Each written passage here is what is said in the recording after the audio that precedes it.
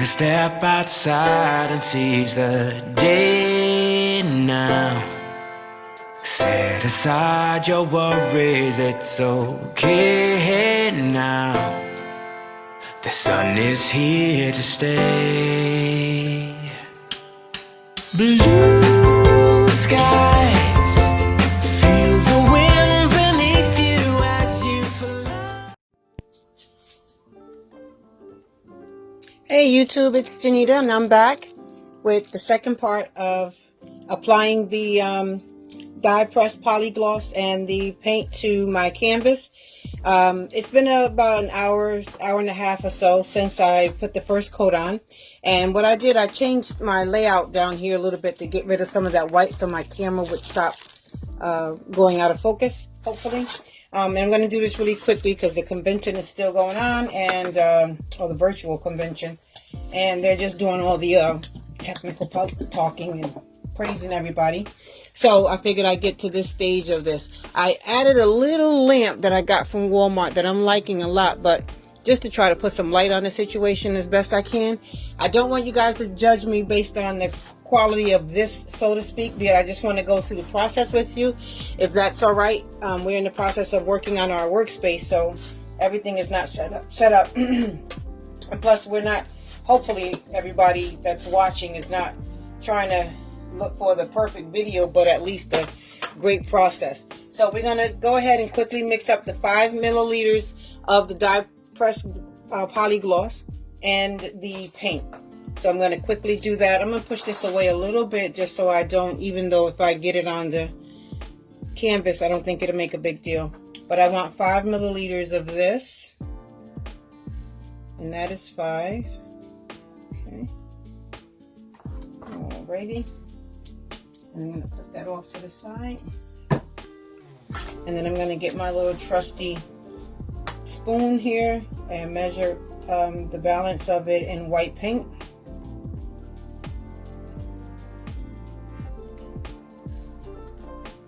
So far it's looking pretty good that I've got it coated really good. I do see some spots that were at the bottom that are not as coated as they could be.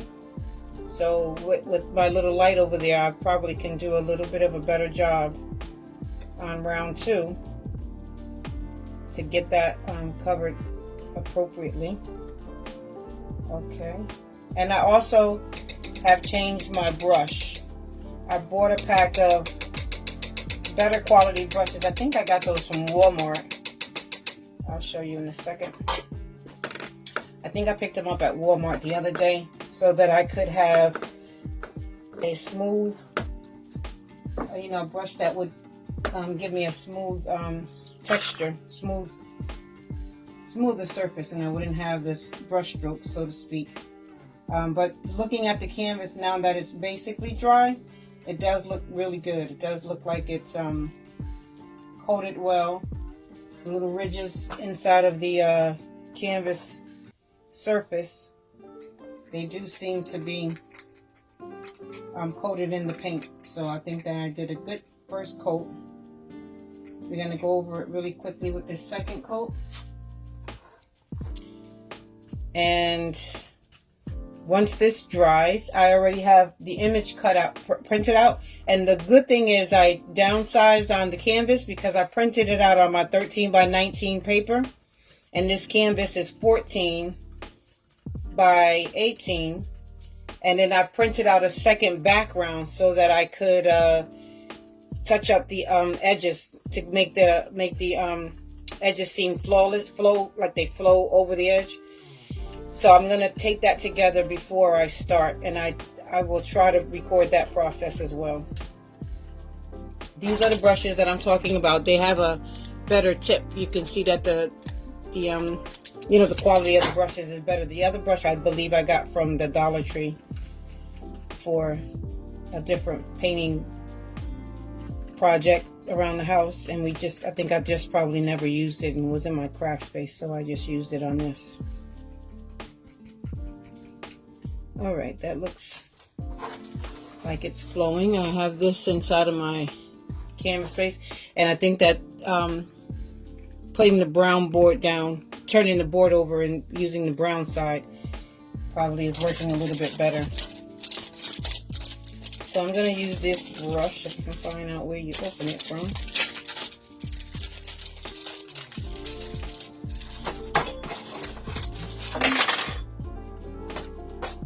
I'm going to just go over the surface right quick to make sure any dust or anything. I did put a cardboard box over the top of this just to let it start the process of avoiding getting, you know, little natural fibers that's in the air stuck to it. I do see one grain of paintbrush here and there, but we'll just work with it and see what happens.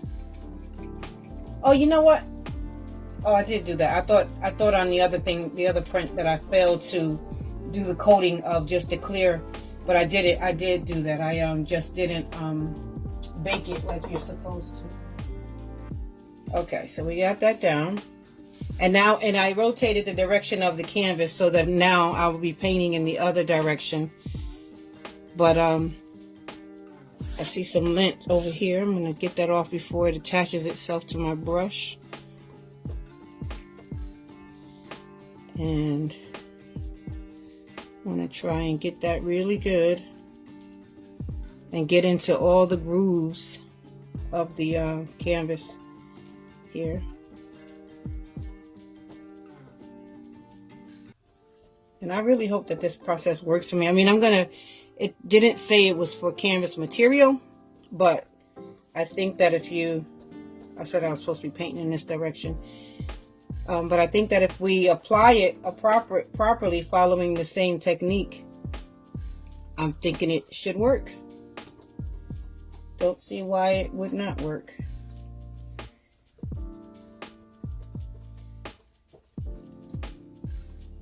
I think I picked up the hair that was floating around.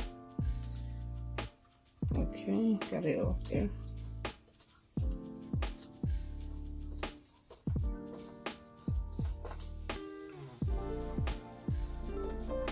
Like I said, I think that this canvas is going to require the full amount. Sound like I hear a car on my driveway, but I don't see nobody.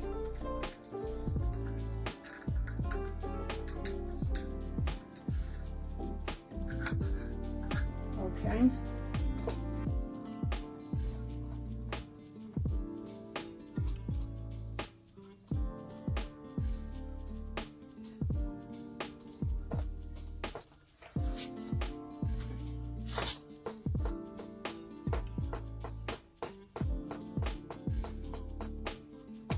And I'm just trying to make sure I get it to the edges, because like I said, the first round, when I came back and looked as it was drying, I saw like on the edge down on these parts, on the bottom portion, there was some missing spots. So I want to try to make sure I'm diligent to get to the edges and not neglect that area.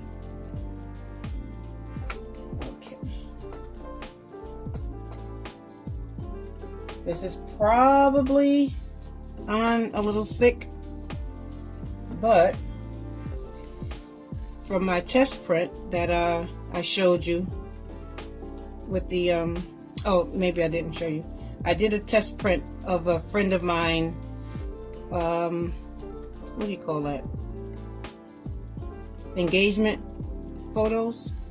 And what I noticed on the canvas that was treated with the polyacrylic, this one, with the Minwax, it did not seep into the pores or the crevices of the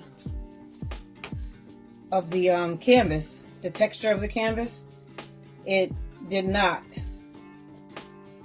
take it in, but it didn't have the paint mixed in with it to fill it in to make it a flat, smooth surface. So I'm thinking that that might have had something to do with it, because again, it was just the Minwax. I'm just getting some paint off that side and applying it over to this side. And I see here where it looks like going in that direction, I'm taking some of the paint off. So I may go back in the other direction while this is wet, just to try and ensure myself to get a good solid coating. I'm being heavy with my application with my hand right now, but before I'm totally done, I'm gonna go lightly. And I do believe I want to have this end going straight up and down because that's the direction of the image, so that the strokes, if I end up with brush strokes, they'll be going in the same direction of the image versus the opposite way. So I am gonna do my final coat this direction, so that I like I said, if brush strokes are left in here, they will be in the same direction as the picture is going, and perhaps it'll be a little less noticeable.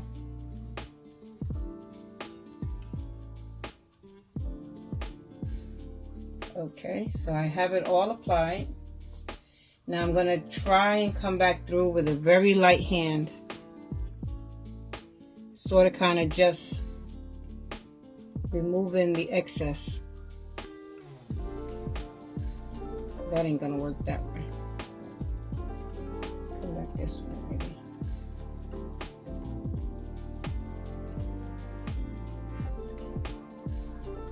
And I want to try and be certain to touch the edge on both sides to make sure that I'm getting paint applied to the entire surface.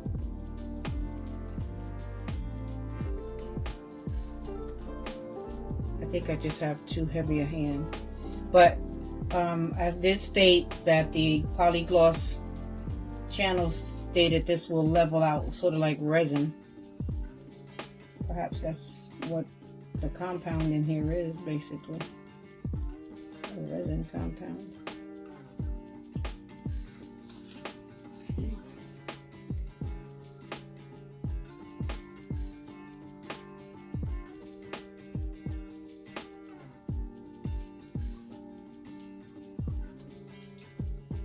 Okay, so that's our second coat. I'm going to hope and believe that it does in fact level out, and that I have touched all the corners of this.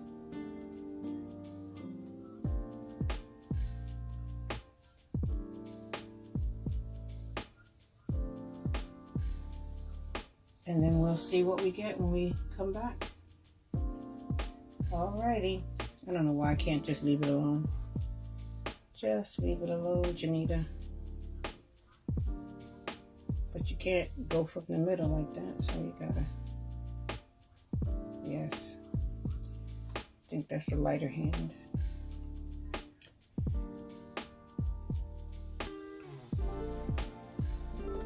I'm just seeing where I am going off the edge here, and it's not coming into contact with the canvas, so that's what's causing me to want to keep going, but I really should just leave it alone and let it level out.